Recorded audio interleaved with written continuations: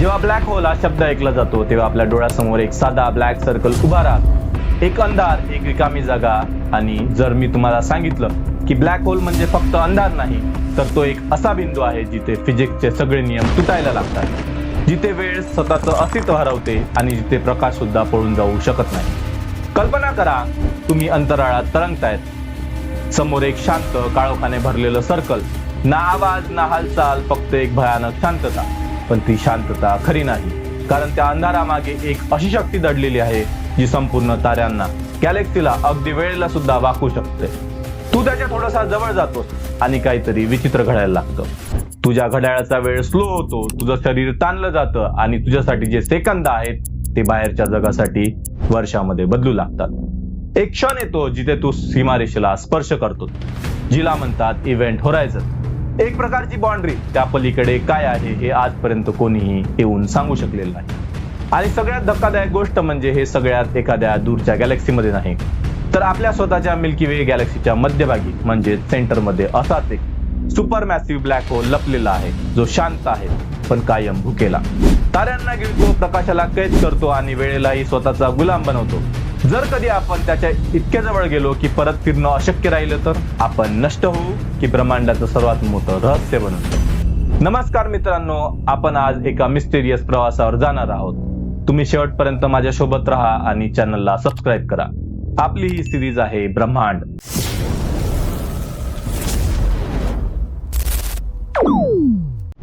हा black hole स्वतःचे रहस्य इतक्या सहज उलगडत नाही. आपण अंतराळाच्या त्या अतांग पसाऱ्यात अगदी दूरवर पसरलेल्या गॅलेक्सी पर्यंत पोहोचून ब्लॅक होल बद्दल खूप काही जाणून घेण्यात यश मिळवलं आहे. पण अंतराळाच्या कॅनव्हासवर हा हिरो इतका रोमांचक आहे की त्याच्याबद्दल जितकं जाणून घ्यावं तितकं अजून काहीतरी बाकीच आहे असं वाटतं. आणि कदाचित त्यालाही आपली संपूर्ण कहाणी एकाच वेळी सांगायला आवडत नाही. म्हणूनच आजही ब्लॅक होल एखाद्या सायन्स फिक्शन मूवी सारखा एक्साइटिंग, इंटरेस्टिंग आणि मिस्टेरियस वाटतो. ब्लॅक होल इतका शक्तिशाली आहे की तो संपूर्ण जगाला सुद्धा नष्ट करू शकतो. पण या नावामागे एक भयानक सत्य दडलं आहे. ब्लॅक होल ही तो केवळ एक अंधार नाही, तो एक असा सापळा आहे ज्यामधून कोणीच बाहेर येऊ शकत नाही. आता जरा विचार कर, विश्वातील सगळ्यात वेगवान गोष्ट म्हणजे प्रकाश, आणि जर तोच प्रकाश एखाद्या ठिकाणाहून बाहेर पडू शकत नसेल तर ती गोष्ट किती प्रचंड शक्तिशाली असेल. ब्लॅक होल म्हणजे एक असा अंधारमय गोळा जिथे ब्रह्मांडाचे अनेक नियम काम करणं थांबवतात आणि तिथे स्वतःचे वेगळे नियम लागू होतात. काही वर्षापूर्वी ब्लॅक होल ही फक्त एक थेअरी होती. शास्त्रज्ञांनी त्याच्या अस्तित्वाची फक्त शक्यता व्यक्त केली होती. त्या काळात हे मान्य करणं सोपं नव्हतं. पण आज आपण सगळे जाणतो की ब्लॅक होल खरोखर अस्तित्वात आहेत. आता एक गोष्ट स्पष्ट समजून घ्या, ब्लॅक होल म्हणजे अंतराळात एखादा छोटासा खड्डा नाही, तर तो जणू एक प्रचंड पिटारा आहे, ज्यामध्ये आधीच प्रचंड प्रमाणात पदार्थ भरलेला आहे आणि तरीही तो सतत आणखी मटेरियल आपल्यात खेचत राहतो. जणू त्याला कधीच ते पुरेसं वाटत नाही. ब्लॅक होल म्हणजे अंतराळातील अशी जागा आहे जिथे गुरुत्वाकर्षण इतकं प्रचंड असतं की त्यापासून सुटणं जवळजवळ अशक्य असतं. पण आता सगळ्यात महत्वाचा प्रश्न, ही एवढी प्रचंड गुरुत्वाकर्षण शक्ती येते कुठून? याचं उत्तर दडलंय एका ताऱ्याच्या मृत्यूमध्ये. जेव्हा एखादा महाकाय तारा आपलं संपूर्ण आयुष्य जगून संपतो, तेव्हा त्याच्या आतली ऊर्जा म्हणजेच ताऱ्याचं फ्युल संपते आणि मग स्वतःला स्थिर ठेवणारी कोणतीही शक्ती उरत नाही. त्यामुळे तो पूर्णपणे स्वतःवरच कोसळतो. त्याच्या आतलं सगळं पदार्थ एका लहान तो अत्यंत कॉम्प्रेस जागेत होऊ लागतो आणि प्रोसेस म्हणून जन्म होतो ब्लॅक होलचा. बाहेर पाहायला तो कदाचित छोटा वाटू शकतो, पण त्याची ताकद इतकी प्रचंड असते की त्याच्या प्रभावापासून वाचणं जवळजवळ अशक्य असतं. ब्लॅक होल हे फक्त अंतराळातील एखादं ऑब्जेक्ट नाही, तर तो एक असा भुकेला राक्षस आहे जो आपल्या मार्गात येणाऱ्या प्रत्येक गोष्टीला निर्दयपणे गिळून टाकतो. त्याच्यासाठी काय आहे हे महत्वाचं नाही. ते धूळ असो, गॅस असो, प्रकाश असो किंवा एखादा प्रचंड तारा, त्याच्या दृष्टीने सगळंच एकसारखं आहे. तो म्हणजे त्याचं खाद्य. तो थांबत नाही, तो विचार करत नाही, तो फक्त खात राहतो. आणि सगळ्यात भयानक गोष्ट म्हणजे हे राक्षस इतके निर्दयी आहेत की मोठे ब्लॅक होल लहान ब्लॅक होललाही नष्ट करून आपल्यात समावून घेतात. जणू अंतराळात एक अशी शर्यत चालू आहे जिथे फक्त एकच नियम आहे, जो जास्त शक्तिशाली तोच जिवंत राहतो. आता इथे एक गोष्ट समजून घेणं खूप महत्वाचं. ब्लॅक होल जेव्हा काही खातो तेव्हा फक्त ऑब्जेक्ट गायब होत नाही, त्याचं संपूर्ण द्रव्यमान त्या ब्लॅक होलमध्ये जोडलं जातं आणि जसं जसं द्रव्यमान मीन्स मास वाढतं तसं तसं गुरुत्वाकर्षण आणखी वाढतं. म्हणजे तो आधीपेक्षा जास्त शक्तिशाली होतो आणि आणखी मोठ्या गोष्टी आपल्यात खेचायला लागतो. हा एक असा सायकल आहे जो कधीच संपत नाही. तो खातो म्हणून मोठा होतो आणि तो मोठा होतो म्हणून आणखी खातो. पण या सगळ्यात एक विलक्षण गोष्ट घडते.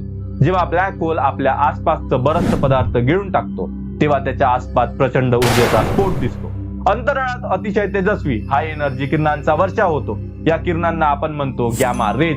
आणि जेव्हा हे दृश्य दिसतं तेव्हा असं वाटतं जणू ब्रह्मांडातील राक्षस पोट भरल्यापर्यंत एक प्रचंड डकार घेतोय. आता प्रश्न येतो, हा राक्षस जन्माला येतो तरी कसा? याचं उत्तर दडलंय एका ताऱ्याच्या शेवटात. प्रत्येक ताऱ्याचा आत दोन शक्ती सतत एकमेकांशी लढत असतात. पहिली म्हणजे गुरुत्वाकर्षण, जी सगळं आत खेचते. दुसरी म्हणजे न्यूक्लिअर फ्युजन, जी सगळं बाहेर ढकलते. जोपर्यंत या दोन्ही शक्ती संतुलनात असतात तोपर्यंत तारा जिवंत असतो. पण जसं जसं ताऱ्याचं इंधन संपतं तसं तसं ही लढाई बदलायला लागते. फ्युजन कमकुवत होतं आणि गुरुत्वाकर्षण हळूहळू जिंकायला लागतं. शेवटी एक असा क्षण येतो जेव्हा तारा स्वतःच्या वजनाखाली कोसळला जातो आणि मग घडतो तो एक प्रचंड स्फोट. इतका प्रचंड की त्याची चमक संपूर्ण गॅलेक्सीतील अब्जो ताऱ्यांइतकी असते. यालाच म्हणतात सुपरनोवा. या स्फोटानंतर उरलेला पदार्थ एका अत्यंत लहान जागेत कम्प्रेस होतो की त्यातून जन्म होतो एखाद्या ब्लॅक होलचा. आता ब्लॅक होलच्या भोवती तयार होतेच ते एक अदृश्य सीमा. ही सीमा डोळ्यांना दिसत नाही पण तीच ठरवते जीव आणि मृत्यूतील रेषा.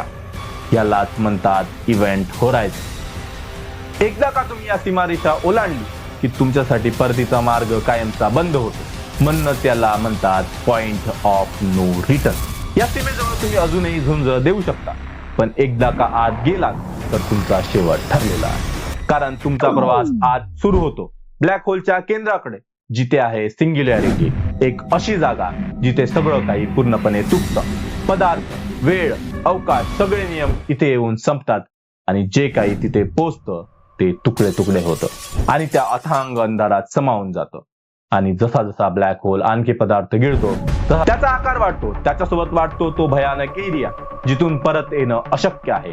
आणि जर कोणी तो नो रिटर्न झोन मधून वाचण्याचा प्रयत्न केला तर प्रकाशापेक्षाही वेगाने पळावं लागेल. पण सध्या तरी ते अशक्य आहे कारण प्रकाश सुद्धा त्या अंधारातून सुटू शकत नाही. आता इथे एक खूप विचित्र प्रश्न उभा राहतो. ब्लॅक होल जो प्रकाशालाही गिळून टाकतो, ज्याला अंधारच आवडतो, मग त्याच्या भोवती दिसणारा तो उजेड तो नक्की काय असतो? तो उजेड म्हणजे ब्लॅक होल स्वतः तयार करतं का, की तो एक सापळा आहे ज्यात अडकून शिकार स्वतःहून त्याच्याजवळ येते? पण सत्य यापेक्षा वेगळं आणि आणखी भयानक आहे. ब्लॅक होलच्या भोवती दिसणारी चमकती रिंग त्याचा भागच नसते तर ती असते शिक्षा. त्याचा धूळ, गॅस आणि ताऱ्यांच्या अवशेषांना जे चुकून त्याच्या एरियामध्ये शिरतात. जेव्हा हे पदार्थ ब्लॅक होलच्या जवळ पोहोचतात ते लगेच आत पडत नाही. त्याऐवजी ते त्याच्या प्रचंड गुरुत्वाकर्षणात अडकतात आणि मग ते वेड्यासारखे त्याच्या भोवती फिरायला लागतात, गोल गोल अत्यंत वेगाने. आणि त्या सततच्या फिरण्यामुळे तयार होते एक चकाकणारी चकती, जिला विज्ञान म्हणतात ऍक्रेडिटेशन डिस्क. ही डिस्क जितकी सुंदर दिसते तितकीच भयानक असते कारण या फिरणाऱ्या पदार्थावर घर्षण प्रचंड वाढतं आणि त्यातून निर्माण होतो अत्यंत उष्ण तापमान. इतकं उष्ण की ही डिस्क एक्स रे सोडायला लागते. आणि हाच तो क्षण ज्यामुळे शास्त्रज्ञ ब्लॅक होलला पाहू शकतात. कारण ब्लॅक होल स्वतः दिसत नाही पण त्याच्या भोवती हा ऊर्जेचा खेळ आपल्याला त्याच्या अस्तित्वाचा पुरावा देतो. याच वेळी ब्लॅक होल फक्त खात नाही, तो फिरतही असतो. जशी पृथ्वी स्वतःभोवती फिरते, जसं तारे फिरतात तसंच ब्लॅक होलही फिरतो. पण एक मोठा फरक आहे. ब्लॅक होलला ताऱ्यांसारखा किंवा ग्रहांसारखा कोणताही ठोस आकार नसतो. तो एखाद्या गोळ्यासारखा दिसत असला तरी त्याची रचना पूर्णपणे वेगळी असते आणि म्हणूनच ब्लॅक होल एकाच प्रकारचा नसतो. त्याचे वेगवेगळे प्रकार असतात त्याच्या आकारानुसार आणि त्याच्या द्रव्यमानानुसार. चला आता या राक्षसांचे वेगवेगळे प्रकार पाहूया. सगळ्यात लहान म्हणजे त्याला म्हणतात मिनिएचर ब्लॅक होल. हे इतके लहान असू शकतात की त्यांचा आकार एखाद्या सूक्ष्म कणा एवढा असू शकतो पण त्याचं द्रव्यमान एखाद्या पर्वता एवढं असू शकतं. शास्त्रज्ञांच्या मते हे कदाचित बिग बँग नंतर लगेच तयार झाले असते जेव्हा विश्व वेगाने विस्तारत होतं. पुढचा प्रकार म्हणजे स्टेलर मास ब्लॅक होल.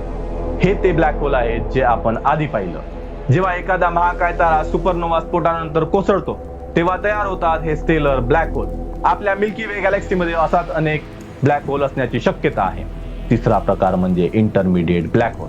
हे तयार होतात जेव्हा अनेक लहान ब्लॅक होल एकमेकांमध्ये विलीन होतात आणि हळूहळू एक मोठा ब्लॅक होल तयार होतो. आणि शेवटी सर्वात भयानक सुपरमॅसिव्ह ब्लॅक होल.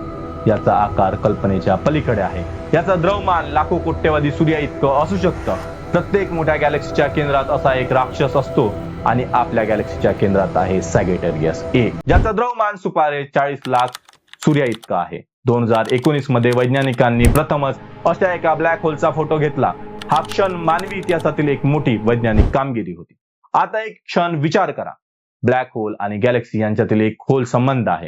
काही शास्त्रज्ञ मानतात की गॅलेक्सी तयार होताना ब्लॅक होल तयार झाले, तर काहींच्या मते ब्लॅक होलमुळेच गॅलेक्सी तयार झाली. पण सत्य अजूनही स्पष्ट नाही आणि म्हणूनच ब्लॅक होल जितका भयानक आहे तितकाच तो आपल्याला आकर्षितही करतो. कारण जर आकाशात कुठेतरी असा एखादा राक्षस असेल जो शांतपणे सगळं गिळत बसलाय, तर त्याच्याबद्दल जाणून घेणं ही फक्त उत्सुकता नाही, तर ती आपली गरज आहे. आता इतकं सगळं जाणून घेतल्यानंतर मनात काही प्रश्न निर्माण होणं हे अगदी स्वाभाविक आहे आणि कदाचित तुझ्या मनातही हे प्रश्न फिरत असतील. जर ब्लॅक होल खरंच पूर्णपणे काळा आहे तर शास्त्रज्ञ त्याला पाहतात कसे? कारण ब्लॅक होल स्वतः कधीच दिसत नाही, त्याच्या आसपास प्रकाश टिकतच नाही, त्याचं गुरुत्वाकर्षण प्रकाशाला सुद्धा आपल्या केंद्राकडे खेचतं. मग तो दिसतो तरी कसा? उत्तर आहे त्याच्या परिणामांमध्ये.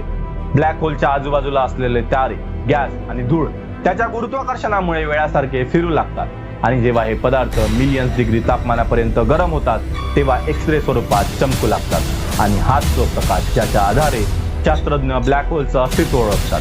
म्हणजे ब्लॅक होल दिसत नाही पण त्याचा प्रभाव संपूर्ण विश्वाला दिसतो. आता पुढचा प्रश्न, ब्लॅक होल फक्त सुपरनोवामुळेच तयार होतो का? उत्तर आहे नाही. महाकाय ताऱ्याचा सुपरनोवा स्फोट ब्लॅक होल निर्माण करू शकतो, पण तो एकमेव मार्ग नाही. 2 न्यूट्रॉन तारे एकमेकांवर आदळले तरीही ब्लॅक होल तयार होऊ शकतो. प्रचंड प्रमाणात गॅस एकाच ठिकाणी साचला तरीही ब्लॅक होल जन्म घेऊ शकतो आणि कधी कधी ब्लॅक होल एकमेकांमध्ये विलीन होऊन आणखी मोठे ब्लॅक होल तयार करतात. म्हणजेच ब्लॅक होलचा जन्म एकाच प्रकारे होत नाही, तो अनेक मार्गांनी होऊ शकतो. आता पुढचा प्रश्न, ब्लॅक होल तयार व्हायला किती वेळ लागतो? उत्तर ऐकून तू थक्क होशील. काही वेळा ब्लॅक होल तयार होण्यासाठी फक्त काही सेकंद पुरेसे असतात. जेव्हा एखादा महाकाय तारा कोसळतो तेव्हा क्षणात एक स्टेलर ब्लॅक होल तयार होऊ शकतो आणि लहान ब्लॅक होल 2 न्यूट्रॉन ताऱ्यांच्या टक्करमधून अजून जलद तयार होऊ शकतात. पण सुपरमॅसिव्ह ब्लॅक होल हे तयार व्हायला लाखो नाही तर अब्जो वर्ष लागतात. आता सगळ्यात मोठा प्रश्न, जर ब्लॅक होल इतके भुकेले असतील तर आतापर्यंत त्यांनी संपूर्ण विश्वच गिळलं नसेल का? उत्तर आहे नाही. आपलं विश्व अतिशय विशाल आहे आणि ते सतत विस्तारत आहे. ब्लॅक होलचं गुरुत्वाकर्षण मर्यादित क्षेत्रात काम करतं, ते संपूर्ण विश्वावर राज्य करत नाही आणि बहुतेक वेळा ते त्यांच्या आसपासचा पदार्थ आधीच गिळून बसलेले असतात. म्हणून ते अचानक संपूर्ण विश्व गिळून टाकतील असं होत नाही. आता एक खूप मिस्टेरियस प्रश्न आहे, आधी काय तयार झालं, गॅलेक्सी की ब्लॅक होल? आजही याचं उत्तर कुणाकडे नाही, कारण जवळजवळ प्रत्येक गॅलेक्सीच्या केंद्रात एक सुपरमॅसिव्ह ब्लॅक होल असतो. पण कोण आधी जन्माला आलं, ब्लॅक होल की गॅलेक्सी? हा प्रश्न आजही विज्ञानासाठी एक मोठं कोडं आहे. आता अजून एक प्रश्न, ब्लॅक होल फिरत फिरत आपल्याकडे येऊ शकतो? तत्वतः हो, पण हे खूप दुर्मिळ आहे, कारण इतक्या प्रचंड द्रव्यमानाला हलवण्यासाठी अफाट शक्ती लागते. काही सुपरमॅसिव्ह ब्लॅक होल्स विश्वात वेगाने फिरत असतात, पण ते आपल्यासाठी धोका नाही. आणि आता सगळ्यात महत्वाचा प्रश्न, ब्लॅक होल पृथ्वीचा नाश करू शकतो का? याचं उत्तर आपल्यासाठी दिलासा देणारं आहे. नाही, कारण ब्लॅक होल अनियमितपणे फिरत नाही, तेही गुरुत्वाकर्षणाच्या नियमाचं पालन करतात आणि आपल्या पृथ्वीपासून ते खूप खूप दूर आहेत. म्हणूनच आपण सध्या तरी पूर्णपणे सुरक्षित आहोत. आता शेवटचा प्रश्न, आपल्या पृथ्वीच्या सर्वात जवळचा ब्लॅक होल कोणता? तो आहे द युनिकॉर्न. तो आपल्या सूर्यापेक्षा सुमारे 3 पट मोठा आहे आणि आपल्यापासून सुमारे 1500 पेक्षा जास्त लाईट इयर्स दूर आहे. म्हणजे सध्या तरी घाबरण्याइतकं काहीच नाही. पण एक गोष्ट नक्की आहे, ब्लॅक होल आपल्यापासून किती दूर असले तरी त्याचं रहस्य आपल्याला कायमच आकर्षित करत राहील. आता सगळ्यात भयानक प्रश्न, जर पृथ्वीच ब्लॅक होल मध्ये पडली तर? कल्पना कर, सुरुवातीला आपल्याला काहीच जाणवणार नाही. पृथ्वी हळूहळू त्या अंधाराकडे ओढली जाईल. सगळं काही सामान्य असल्यासारखं वाटेल. पण जसं जसं जवळ जाऊ तसं जसं ब्लॅक होलचं खरं रूप दिसायला लागेल. त्याचं गुरुत्वाकर्षण पृथ्वीच्या वेगवेगळ्या भागांवर वेगवेगळ्या ताकदीने काम करू लागेल आणि मग हळूहळू आपली पृथ्वी तुटायला सुरुवात करेल. खंड, महासागर, पर्वत सगळं काही लहान लहान तुकड्यांमध्ये फाटत जाईल. जणू संपूर्ण पृथ्वी एक अदृश्य शक्तीने फाटून टाकली जाते आणि शेवटी ती पूर्णपणे त्या अंधारात विलीन होईल. आता सगळ्यात पर्सनल प्रश्न, जर एखादा माणूस ब्लॅक होल मध्ये पडला तर तो परत येऊ शकेल का? आपली कहाणी सांगू शकेल का? उत्तर आहे कधीच नाही. एकदा का तो इव्हेंट होरायझन ओलांडला की त्याचा परतीचा मार्ग कायमचा बंद आणि मग सुरू होतो एक भयानक प्रवास. तू तुमचं शरीर ब्लॅक होलच्या गुरुत्वाकर्षणाला समोर जातं, पण ते गुरुत्वाकर्षण सगळीकडे सारखं नसतं. तुमचे पाय ब्लॅक होलच्या जास्त जवळ आणि तुमचं डोकं थोडं दूर, म्हणून तुमच्या पायांखाली ओढ जास्त, तुमच्या डोक्यांवरती कमी, आणि मग हळूहळू तुमचं शरीर ताणलं जाऊ लागते. लांब, आणखी पातळ, जणू तुमच्या एखाद्या नूडल्स सारखे बनायला चालू होता. तुमचं शरीर, यालाच म्हणतात स्पॅगेटिफिकेशन. तुमचं शरीर आडवं दाबलं जातं आणि उभ्या दिशेने लांबत जातं. हाडं तुटतात, स्नायू फाटतात आणि शेवटी तुमचं अस्तित्व पूर्णपणे नाहीसं होतं. अशीच अवस्था होते ब्लॅक होलमध्ये पडणाऱ्या प्रत्येक गोष्टीची. तारे, ग्रह, स्पेसक्राफ्ट, काहीही असो, सगळं काही तुटतं, चिरडलं जातं आणि त्या अंधारात विलीन होतं. कधी कधी एखादा तारा चुकून सुपरमॅसिव्ह ब्लॅक होलच्या खूप जवळ येतो आणि क्षणात त्याचा शेवट होतो. पण या विनाशामागे एक वेगळं सत्य दडलंय. ब्लॅक होल फक्त घेत नाही, ते देतातही. जेव्हा तारा नष्ट होतो तेव्हा कार्बन, नायट्रोजन, ऑक्सिजन असे घटक अंतराळात पसरतात, जे जीवनासाठी आवश्यक आहे. जेव्हा न्यूट्रॉन तारे किंवा ब्लॅक होल्स टकरावतात तेव्हा सोनं, प्लॅटिनम असे जड धातू तयार होतात, जे कधीतरी एखाद्या नवीन ग्रहाचा भाग बनू शकतात. जिथे एकीकडे ब्लॅक होल विनाश करतो, तिथेच तो नवीन सृष्टीचं बीजही पेरतो. आणि कदाचित या कारणांमुळे ब्लॅक होल फक्त विनाश नाही, तर सृष्टी आणि विनाश यांच्यातील मिस्टेरियस लिंक आहे. ब्लॅक होल हे फक्त विनाश करणारे राक्षस नाही, तर विश्वाच्या रचनेत एक अत्यंत महत्वाची भूमिका बजावणारे घटक आहेत. विशेषतः सुपरमॅसिव्ह ब्लॅक होल्स, जे प्रत्येक मोठ्या आकाशगंगेच्या केंद्रस्थानी शांतपणे राज करत बसलेले असतात. असं मानलं जातं हे ब्लॅक होल फक्त पदार्थ गिळून टाकत नाही, तर पूर्ण गॅलेक्सीच्या रचनेवर त्यांचा खोल परिणाम होत असतो. जणू तेच ठरवत असतात की एखादी आकाशगंगा कशी दिसेल, कशी वाढेल आणि कशी बदलेल. म्हणून ब्लॅक होल समजून घेणं म्हणजे पूर्ण विश्व समजून घेण्याच्या दिशेनं टाकलेलं एक मोठं पाऊल आहे. कारण हे विश्वातील संपूर्ण घन आणि सर्वात मिस्टेरियस ऑब्जेक्ट्स आहेत, आणि कदाचित त्यांच्या आत दडलेलं असू शकतं एक पूर्णपणे वेगळं विश्व. हो, एक असं विश्व जे आपल्याला आपल्या कल्पनेच्या पलीकडे आहे. पण ही सगळी उत्तरं मिळवण्यासाठी आपल्याला अजून खूप संशोधन करावं लागेल. आता शेवट आणि सर्वात मोठा प्रश्न, जसं ब्लॅक होल जन्म घेतात तसंच ते कधी मरतातही का? उत्तर आहे हो. एकीकडे ब्लॅक होल सतत पदार्थ गिळत मोठे होत जातात, पण दुसरीकडे ते हळूहळू स्वतःला संपवत असतात, कारण त्यांच्यापासून अत्यंत सूक्ष्म म्हणजे कमी प्रमाणात ऊर्जा बाहेर पडत असते. यालाच म्हणतात हॉकिंग रेडिएशन. ही प्रक्रिया इतकी स्लो आहे की आपण तिची कल्पनाही करू शकत नाही. काळाच्या अथांग प्रवाहात एक दिवस असा येईल जेव्हा प्रत्येक ब्लॅक होल हळूहळू संपत जाईल आणि शेवटी पूर्णपणे नाहीसा होईल, जणू तो कधीच अस्तित्वातच नव्हता. पण हा काळ इतका प्रचंड आहे, तो आपल्या विश्वाच्या वयापेक्षाही अब्जावधी पट मोठा आहे. म्हणजे ब्लॅक होल अजून खूप काळ या विश्वात आपलं अस्तित्व टिकवून ठेवणार आहेत. मित्रांनो, ब्लॅक होल ही फक्त अंधाराची कहाणी नाही, तर ती आहे वेळ, अवकाश आणि अस्तित्वाच्या सीमांची कहाणी, जिथे नियम मोडतात आणि नवीन सत्य जन्म घेते. आजही विज्ञान या गूढ रहस्यामागे धावत आहे आणि प्रचंड नवीन शोध लावत आहे, आपल्याला विश्वाच्या आणखी जवळ घेऊन जात आहे. तर तुम्हाला काय वाटतं, ब्लॅक होलच्या आत खरंच काय असेल? एक अंत की नवीन सुरुवात? तुमचं मत खाली कमेंट्स मध्ये नक्की सांगा. पण ही कहाणी इथेच संपत नाही, कारण अजूनही एक प्रश्न अनुत्तरित आहे. जर आपण खरंच ब्लॅक होलच्या आत गेलो तर तिथे नेमकं काय असेल? तो फक्त अंत असेल की काहीतरी अजून, ज्याची आपण कल्पनाही करू शकत नाही? काय माहित, त्या अथांग अंतराळाच्या पलीकडे एक नवीन विश्व आपली वाट पाहत असेल, की तिथेच संपूर्ण अस्तित्वाचा शेवट होत असेल? आजही विज्ञानासाठी एक न सुटलेलं कोडं आहे, आणि याच प्रश्नाचं उत्तर आपण शोधणार आहोत पुढच्या भागात. तोपर्यंत तुमचा सपोर्टच आम्हाला असेच नवीन आणि रोमांचक व्हिडिओ बनवण्यासाठी प्रेरणा देतो. लवकरच भेटूया ब्रह्मांडच्या एका नवीन रहस्यासोबत. तोपर्यंत आकाशाकडे बघत राहा, कारण तिथेच अजून काही दडलंय. आणि जर तुम्हाला अशाच अवघड विज्ञानाच्या गोष्टी सोप्या मराठीतून समजून घ्यायच्या असतील तर व्हिडिओला लाईक करा, तुमच्या मित्रांसोबत शेअर करा आणि चॅनलला सबस्क्राईब करा.